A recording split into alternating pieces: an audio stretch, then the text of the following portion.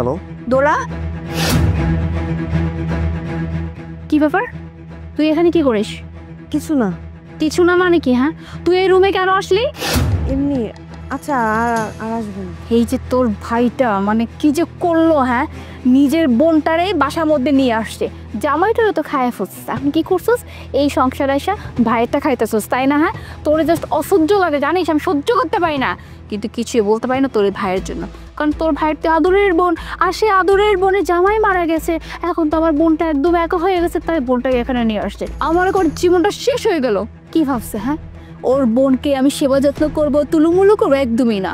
আমি তোর বোনকে ইচ্ছা মতো কাজ করবার, আমি একদমই সুন্দর আরাম করবো রানীর মতো করে। এখন যা চুপচাপ গিয়ে কাজ কর। আর জানিস, একদিক থেকে ভালো হয়েছে, তোর ভাই একজন ডাক্তার, ডাক্তার হতে কি হয়েছে, সারাদিন ব্যস্ত থাকে, ব্যস্ত আর ব্যস্ত, বাসার খবরই নেয় না।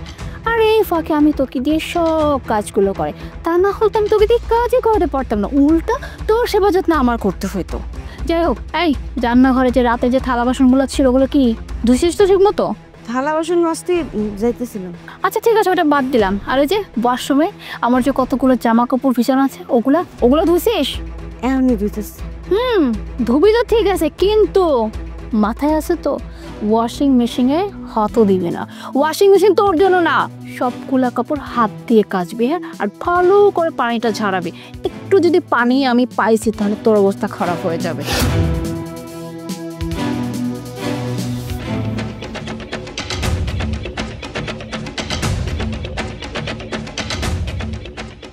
ভাবি, এ লোকটা কে? এর আগে তো কোনোদিন এ বাসায় আসেনি।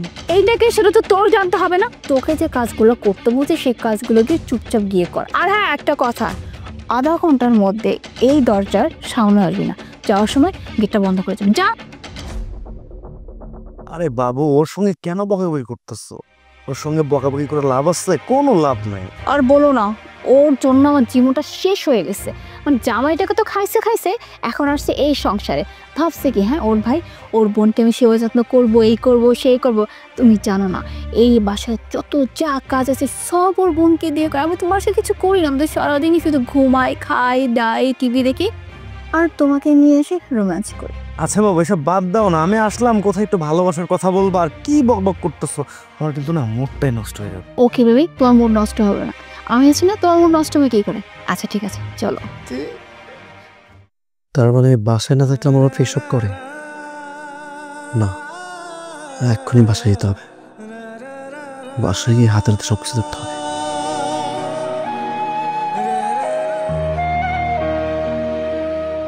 ভাইয়া, তুমি আসছো? আচ্ছা তুই আগে বল, কলটা কি তুই করছিলি? হ্যাঁ, আমি। তাহলে তুই আগে কেন বলিস নি তোর ভাবি এরকম ব্যবহার করে তোর সাথে? ভাবির ভয়ে আমি এতদিন চুপ ছিলাম। আমি তোমার সংসারে কোনো অশান্তি চাই না, তাই তোমাকে কিছু বলি নাই। কিন্তু আমি কষ্ট সহ্য করতে পারছিলাম না, তাই আজকে বাধ্য হয়ে তোমাকে ফোন দিচ্ছি। থাক, তোর ভাই আছে, তোর কিচ্ছু হবে না। ভাইয়া, তুমি ভাবিকে কিছু বলো না, তাহলে ভাবি চিল্লাচিল্লি করবে। আর আমি আছি তো, তুই ভয় পাচ্ছিস কেন? চল। তুমি এই সময় তো কখনো চেম্বার থেকে আসো না? আমি এই সময় কেন আসলাম সেটা বাদ দাও, আগে বলো যে এটাকে। যে মামা তো ভাই আমাদের বিয়েতে আসতে পারে না, তাই আজকে আসলো। অনেকদিন দাঁড়িয়ে আছিস কেন? যা তো তোলাকে সালাম কর, যা। শোনো একটা কথা বলি, ও যে তোমার মামা তো ভাই না সেটা আমি ভালো মতোই জানি, আর এই বাসায় যা যা হচ্ছে না সব কিছু আমি জানি, আর সব কিছু আমার বোন বলছে। ও আচ্ছা, তোমার বোন বলেছে তাই না? এখন বুঝতে পারছি তোমার বোন তোমার কানে কি কি পড়ছে। তোমার বোন আমার মানে মিথ্যা কথা বলছে তাই না? এটা খুব ভালো করে জানি। আরে তোমার বোন তো চাই না, তোমার বোন চাই না যে আমি এখানে থাকি। তোমার বোন চাই পুরো বাড়িটাও রাজত্ব করবে। ও যা কিছু বলছে তোমার কাছে সব মিথ্যা কথা বলছে। এই একদম চুপ, আর একটা কথাও না। শোনো, আমি নিজ কেন সব কিছু শুনছি, যে বাসায় কি কি হয়েছে, আমার বোনের সাথে কি আচরণ হয়েছে, আর এই ছেলের সাথে তুমি কি কথা বলতেছি। ঠিক আছে, আমি নিজ কেন শুনে তারপর এখানে আসছি। আমার বোন ফোন দিয়ে বলে যে ভাইয়া তুমি বাসায় আসো। কি বললো তুমি? নিজ কানে শুনছো? এই তুমি ছিলা চেম্বারে, তাহলে নিজ কানে কিভাবে কি শুনবা? আমাকে আমল তোমার বোন, আমি সেটা বিশ্বাস করবো নাকি? কিভাবে শুনছে? একটু ফোনটার দিকে তাকিয়ে দেখো তো। ফোন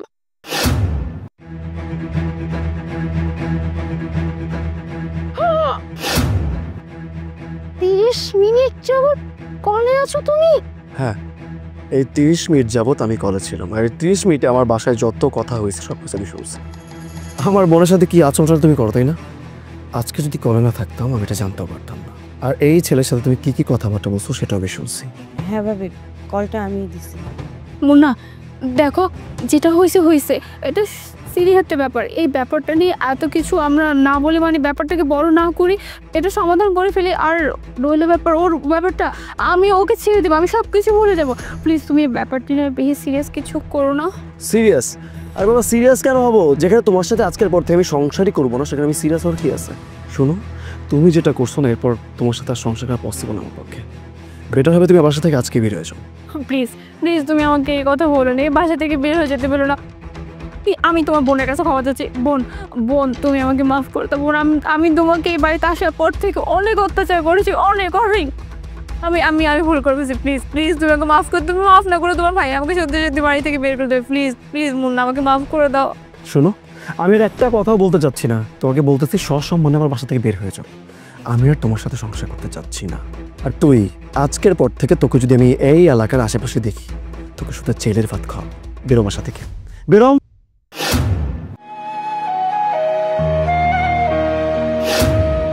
ভাইয়া, ভাবিরে বের করে দেওয়ার কি দরকার ছিল? তোর সাথে যেরকম অত্যাচার করে আমি না থাকলে ভবিষ্যতে আর কি না কি করবে কে জানে। আর যার চরিত্র খারাপ তাকে বাসায় রেখে কী করবো বল? আর তুই চিন্তা করবি না, আমার বাসা, তুই আমার বোন, তুই বাসায় থাকবি, ঘুমাবি, যা মন চায় তাই করবি। আজকের পর থেকে তুই আর আমি বাসায় থাকবো, ঠিক আছে? চল, খোলা রাখছ আমার।